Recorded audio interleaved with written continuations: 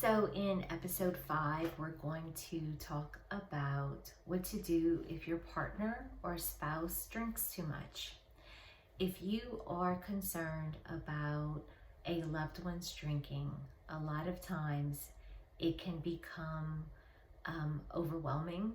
It can be, the worry and the anxiety can be so pervasive. It can bleed out into every aspect of your life. And it is important to take care of yourself when there is someone in your household or someone in your family whose alcohol or drug use has become a problem. So first and foremost, I need to say that if you are being abused or hurt physically, emotionally, sexually, financially, in any of the ways possible that abuse can occur, make sure you are taking care of yourself. Make sure you are protecting yourself and protecting your children as well.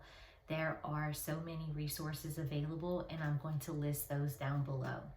So with that being said, the first thing to do when you are noticing that the drinking or drug use of a spouse or a partner, make sure you're reaching out for help, making sure that you are saying something, that you are, you can look into support groups. I'm going to list those down below as well. There's support groups available. There's virtual meetings available right now through Al-Anon and others.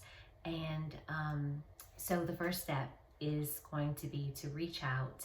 You are not alone. This happens so much more frequently than I think people realize, and it's something that is not spoken about often enough, because once we speak about it, we are able to connect with others who know exactly what it is like to go through something like this.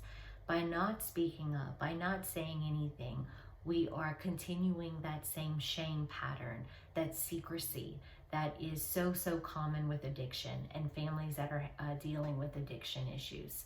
So say something, reach out for help, because you are not alone. Practice really good self-care. View my previous episode for some tips and some ideas if you need. Go to therapy. Therapy can be an amazing source of support. Having someone who understands from a clinical perspective what you're going through, and also just having someone completely objective, someone who's outside of your family, someone who doesn't know you, doesn't know your family members. That can be a really good way of gaining support and gaining some clarity for yourself. Make sure you are maintaining really good and healthy boundaries with that loved one. Refrain from any kind of rescuing behavior. The way that addicts can get help is first and foremost by recognizing that they are powerless over drugs or alcohol. And if you are always there as a buffer, protecting them from the normal, natural consequences of their actions, the longer it's going to take for them to realize this. And you hear of rock bottom, and it is true. It is a real event that so many addicts and alcoholics have to get to before they reach out for help. And as a loved one, it is excruciating to watch, but at the same time, it is very necessary. Your control is so limited over what the loved one does, over their consequences, over their behaviors and their choices. It is not in your control, and that feels terrible. I know it feels terrible. So maintaining those boundaries. There is evidence that suggests that if in a partner situation, if at least one of the partners is seeking help through a 12-step program or something similar, then the effects on the children are so much less. They're lessened for sure. So let's say your partner drinks a case of beer a day, and but is functioning, not abusive, but you're worried, obviously, about that behavior. You can't control it. You can't change him. You can't fix it. You can't make him stop drinking. You can try all of the things, and it's not going to necessarily work because it has to come from him. It can't come from you. That choice is his, not yours. So if you start Al-Anon groups with Al-Anon, or reading through books that are talking about codependency and ways that you can help yourself and help your children to move through this, then the effects on your children are lessened. If you are able to practice any kind of relaxation techniques, that can be helpful as well, to remind yourself to be mindful in the moment. Maybe some grounding exercises. Focus on what you have control over and what you don't have control over. All you have control over is how you take care of yourself and your children. Relaxation techniques can help you to practice the mindfulness and the grounding, to keep that in mind, to recognize what is in your control and what is not. If there are children in the home, first and foremost, making sure that they are safe.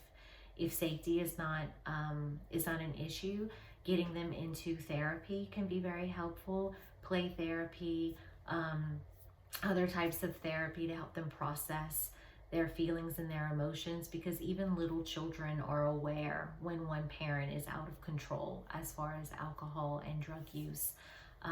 Reaching out to teachers, school counselors too, making sure that they are aware of what's going on, because again, it's the shame and the secrecy, or the shame in the secrecy, that allows those addiction behaviors to continue.